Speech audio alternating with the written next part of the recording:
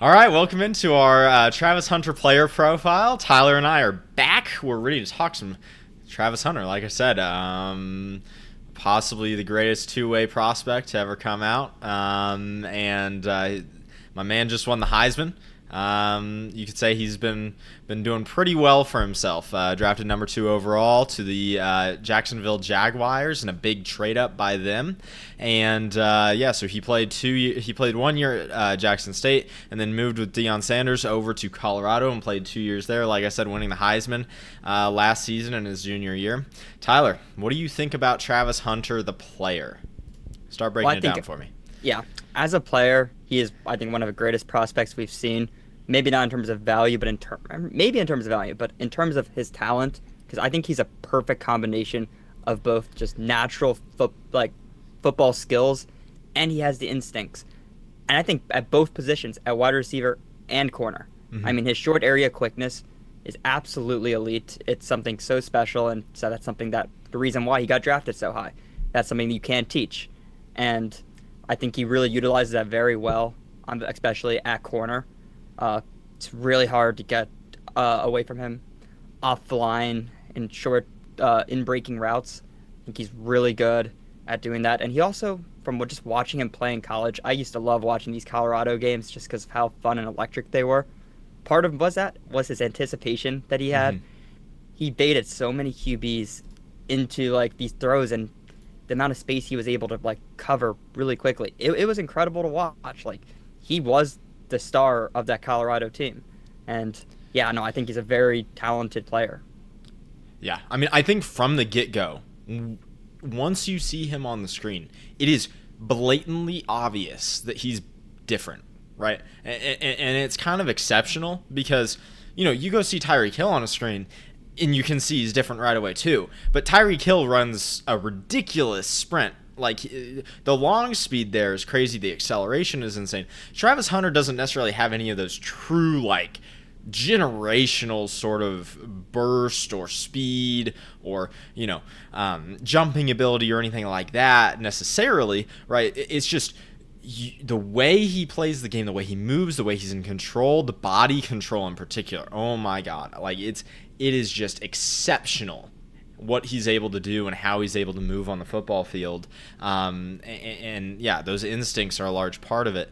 I think when I look at him, the other big piece besides just those skills and instincts that are just so oriented for football is the personality. Is this infectious, fun guy, but a fierce competitor, right? I mean, he's always putting it all out there on the field. And then additionally, I mean, all he seems to care about is fishing and football. That's all. That's all. Yeah. This dude just wants to work and get better and improve every day. And it's there are plenty of those guys out there. You have almost everybody making it to the NFL has a pretty good work ethic, right?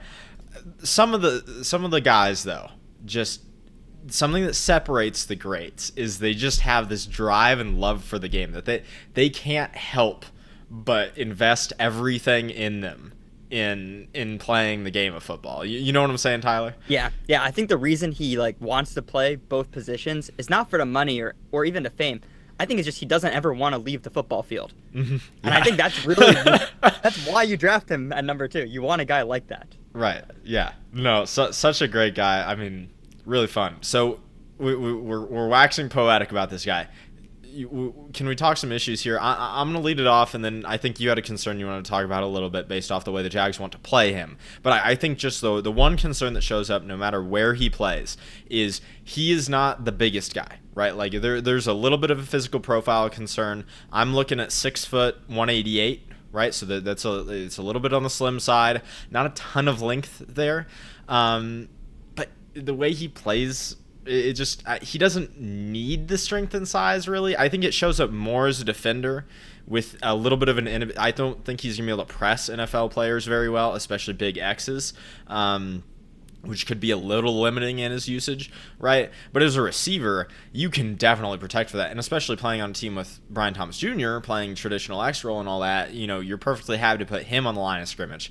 And so I don't think the physical profile will show up too much as a receiver. I think maybe some of those jump balls that he was very good at in college, just because he was in the perfect place. Some of that might be more difficult in the NFL because there's guys that just can jump higher, reach farther, and body him better than he's going to be able to do it back, right? But I don't think it's anything that really makes me think, oh, there's a chance that he might not be able to be a number one, receiver type guy, or he might not be able to, be a number one corner. Like it's just when we want to talk about ceiling, being taken at the number 2 overall pick, and talk about him being, what we're looking at in terms of Hall of Fame potential or All Pro potential. That's a little bit of a concern, right? So you want to get into the concern you had, Tyler? Yeah, first I'm just going to back up yours a little bit. Mm-hmm. I'm not really not that concerned about him being able to press because I actually think he can put on the muscle. I think he is the type of guy that will be in the gym, and I don't think he's horribly small either. I know he's built very skinny right now, but I think that's something that he will develop over the years, and I think right now, if I had to criticize anything at defense, it probably is his just overall technique, which will obviously improve once he gets to the NFL. Right. So, yeah, at corner, I'm pretty much booked in. Zero concerns, but my concern really comes down to him being at receiver. I think he doesn't really have any absolute superstar abilities of a receiver.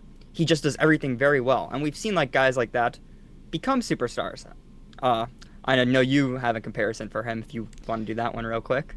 Yeah, so I kind of think he plays a little bit like Justin Jefferson. Neither of them are the fastest guy on the fields. I think the short area quickness and cutting ability on both is pretty special. So I would kind of like to call that as a calling card. I don't know that he's developed it perfectly yet with the route running in conjunction with it, but I think once he figures out the route running, Tyler, that will be the ace calling card sort of superstar ability, right? That gives him that leverage to be a high level wide receiver. Yeah, but I just don't think that will happen year one, which is why I think he's a little bit overrated in a fantasy setting right now. I'm talking redraft, because I've seen him going 3rd to 4th round. I mean, he's a wide receiver too right now. I on his team. But, yeah, no, I could see him developing long term. But Justin Jefferson pretty much did it right off the gate. It took him a few weeks, but I just don't see that happening with him. I think Hunter could do it. I'd be a little surprised if it's out of the gate, especially because they can afford to slow play it a little bit with utilizing Brian Thomas Jr. as the focal point of the offense, right? But I think it could happen. I think the other thing that's just to go back to it a little bit, it is kind of exceptional in my opinion, just how well he tracks the ball. He has an innate understanding of where the ball physically is and where he needs to move his body, and the body contortion gives him, I think it makes up for his lack of length significantly in terms of being able to get to the ball and get his hands on the ball and the catch radius, right? So that's kind of the caveat I'll give there. I agree with you that he's not a real major NFL jump ball threat. He's not a burner down the field. He's not a I can run over the middle of the guy and produce super good yak necessarily. So I get what you're saying there. There's not the superstar calling cards that you would necessarily want to see, but man, he's just so good at football. So should we move this? Let's segue this in a little bit to the value, right? So the Jags didn't just give up a top 10 pick for him. They moved up in the first round. They moved up in the top 10, right? So they gave the 5th overall pick, their 2026 first round pick, and a second round pick, which was number 36 in this draft. So it's a pretty early second round pick, and a 4th round pick. In return, they got the 2nd overall pick, a 4th round pick, and a 6th round pick. So, I mean, they gave a ton of capital to go up to 2 and take Travis Hunter. I mean, they treated him essentially like he was a blue chip edge rusher in terms of trade value. So how do you feel about that, Tyler? Well, it's tough because in terms of just pure value, this is something that's impossible to actually quantify, because we're talking about a guy who could be an all-pro at 2 different positions. So that could be worth, that's almost 3 firsts, honestly. The amount of value they got, because that 2nd round pick's pretty high. And if you're trading 3 firsts for a guy who could be an all-pro at multiple positions, That's kind of crazy. And I Hmm. think that is fair value. And I think it really comes down to the new Jacksonville regime that has started. Like, entirely new coach, like brought on Cohen, Yeah. new GM. I think they wanted to make a statement of what the new regime is, and I think this is kind of what you have to do. They didn't. I don't think they liked the board how it was currently sitting at 5-2 at the time, Yeah. because at that point, I think there was a major talent drop off, especially Oh yeah. after Abdul Carter. Yeah. I Like think it was, undeniably. it was just gigantic, and I think you could even make a case that Travis Hunter might be a step up from Abdul Carter, who's a really good edge prospect, but he isn't a generational type prospect like Hunter Right. is. And trading up to get that guy and just I like it, but I think if this was any other receiver or corner ever, no matter who they were, I probably would actually hate it. I still don't know that I love it that much. I want to say on the flip side for the Browns, like this is exactly what they needed to do. This was an Yeah. instant take the trade. Like this is great. And then they screwed it up a little bit. I thought they should have traded down again. With the way with the hole they're in, I thought they should have traded down again. And like I don't think Mason Graham does that much for you. I would have traded down again, Yeah. got even more value, still picked like a pretty good first round player, and then moved on with my war chest and because you're gonna have to find somebody, you're gonna have to find a quarterback and things like that, along the line. Anyways, to focus on the Jags though, the one thing I kind of felt is like as the draft played out, you could have grabbed Mimbu at 5, right, and been just fine. And you could have kept your second round pick, and then you could have kept your first round pick next year. And I kind of question whether or not that would have been the better way to go, right? Because I agree there's a big talent drop off. Like Mimbu, I think could be a really good offensive tackle in this league, but he's probably not gonna be a blue chip Hall of Fame sort of guy. I think he's a little bit too limited there. Probably more like a few Pro Bowls here and there, right? Maybe I'm wrong. I hope Mimbu proves me wrong. Jets fans, feel free to shout at me. But like, I do question with the state of that offensive line if you wouldn't have been better going that route. You know what I'm saying? Yeah, I see Membu as like Dwayne Brown, very similar to that type Mm-hmm. guy. Like obviously a multiple time Pro Bowler and a great career, but yeah, I don't know. Yeah, it probably would have provided more stability, but I don't think the new well, it's not a new ownership, but I don't think the new front office really wants stability. I think they want chaos, and I think this is kind of what they needed to do to get that. Because Yeah. all the reports were saying they were going to go after Genti, which Mhm. I think this is actually significantly better than that. Oh yeah. At the current Oh, point. like this much better than going after JT. But investing this sort of draft capital with an O line. I mean, you love building out of the trenches. I'm surprised you're not a little bit more anti this trade up because like. The O-line right now feels like it's a let's hope and pray that this doesn't screw up what we're building, right? Like it's teetering on the edge of being a Texans-like problem, in my opinion. And so I don't love that. Yeah, I am more for building, trenches because I think that is how to build winning football. But I think that matters actually more in the NFC than in the AFC. I think, I think you can make that argument, but I get saying if it's you want to just chase Super Bowls, you have to do something drastic to make Trevor Lawrence catapult himself up. I guess. yeah, because I get that. yeah, he is not. I actually think he is a good QB in the league, good, Mm-hmm. but he's going against guys like Patrick Mahomes, Josh Allen, Lamar, Burrow, Herbert. It's like you need to give him those weapons, and yeah, you just need to hope somehow you salvage the O line. I know it's hard to do that, but that's what you need to hope for right now. Right. All right, let's move this on a little bit to how this impacts the Jags offense. We're going to talk primarily about the Jags offense, okay, because most of the reports coming out is that he's going to play wide receiver first and then start to play corner a little bit. We'll address that in a couple minutes here, but let's just address the impact on the Jags offense and how he fits within it. Do you think this is a good fit, Tyler? Yeah, I think it actually is a pretty good fit. I mean, I think since he is a pretty versatile receiver, he can really run nearly anything. I don't think he's very limited, and Right. you could really maximize and give Brian Thomas Jr. just a standard X role, which he performs so well at. Yeah. And yeah, just put him in a Y. He even put him into. I think he even do some slot work too. Oh, And yeah. just move him around. I think it fits pretty well. Yeah. No, I really want to see. I mean, hunt the matchups. Like, let Brian Thomas Jr. just sit in that X role.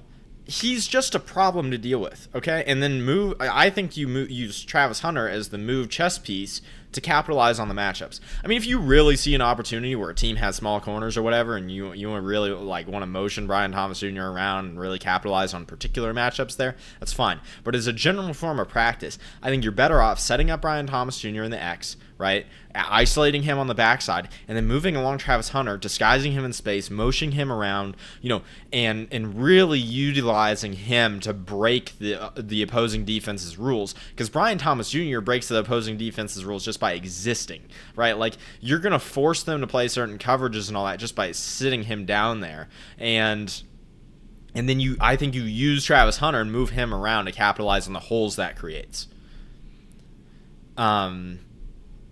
What do you think about the ceiling of this offense? I think the ceiling is sky high, honestly, based on what we saw or maybe not this year, but I'm talking more long term. Right. Like, from what we saw last year of Brian Thomas Jr., an incredible rookie season. I don't think it could have really gone any better on it, especially with the fact that his QB situation wasn't like stable all year. And now you're actually getting Trevor back, which I think will help, obviously. But yeah, no. If they can fix this O-line, I think this offense can compete with some of the top AFC ones. I think they need to run the ball better. I think teams were getting to tee off against the pass last year because they couldn't run the ball to save their lives. And hopefully bringing in Liam Coen in and of itself fixes that. That's my hope if I'm a Jags fan. They made a couple additions along the interior of the O-line.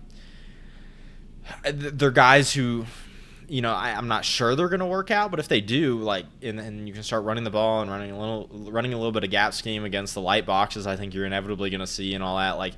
I think, yeah, you could really make this work, but I think running the ball reasonably well is kind of a prerequisite. I don't think you can live like the Chiefs. I just don't think Trevor Lawrence is built to do that yet. And this season needs to be partially about building Trevor Lawrence up and building the confidence and letting him arrive as an elite quarterback, right? So I do kind of see Brian Thomas Jr. and Hunter paired together as kind of akin to Evans and Godwin that Liam Coen had last year, right? For most of the year, and so if you wanna, if you're a Jags fan or you wanna get an idea of how Liam Coen might look to use these guys, I'd just go watch some Bucs film, and I'd say I think this is that's a lot of how they're gonna use them, and I'd really like to see Travis Hunter in the slot quite a bit. So, any other thoughts on the offense, or should we talk about him playing two ways? I think we could go on to two-way talk now. All Most right. exciting part. Let's break it down real quick here. So, I don't know. Tyler, do you think he can play both positions full-time in the NFL? I think he could. Okay. Okay. Maybe not full-time. But I think in a game, I think he can still get near 80% of total snaps. I think that's possible. Yeah. Like, not 100% like he was doing in some college games. I think 80% is possible. Because the truth is, do you have the numbers, what he pulled up, what he did in college? Snap count-wise? Yes. Like, what percentage? I don't know, but I know it was really high. I know it was really high. But the fact that, the NFL is obviously a faster game than college is. But well, okay, but there aren't that many breaks. That's the thing, though, is the college games average more plays per game. Like, in particular, Colorado averaged more plays per game. Like, he was playing more plays than he would probably play in the NFL. Yeah. So, I think, he's kind of done it already. I think it's more about the technical part. Is he able to really learn two positions like that? But honestly, based on his personality, I think he could. Yeah, he was playing near 100% of snaps on both sides of the ball in pretty much every game.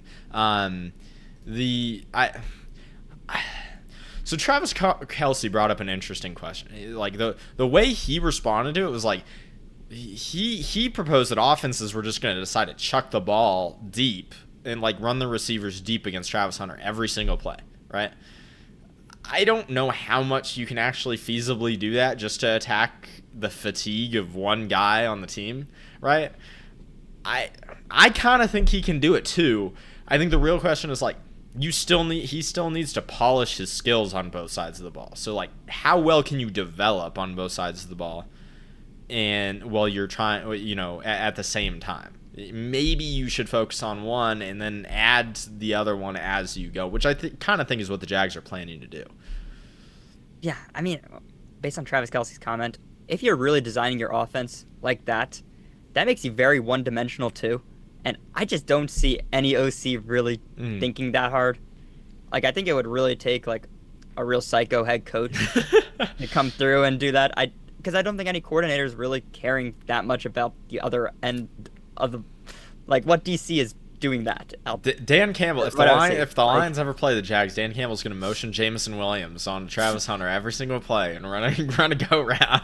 It's just like, no. That's a Dan Campbell That won't move. happen. if that's your biggest concern about him playing both positions, I just have a hard time believing that's going to be a real limiting factor. I'm excited for them to give him a shot. So yeah, we'll see how this goes. Heck of a player, really cool career ahead of him. Hopefully. So yeah, thanks for watching the player profile. We appreciate it. We're gonna get out of here. Like and subscribe, please.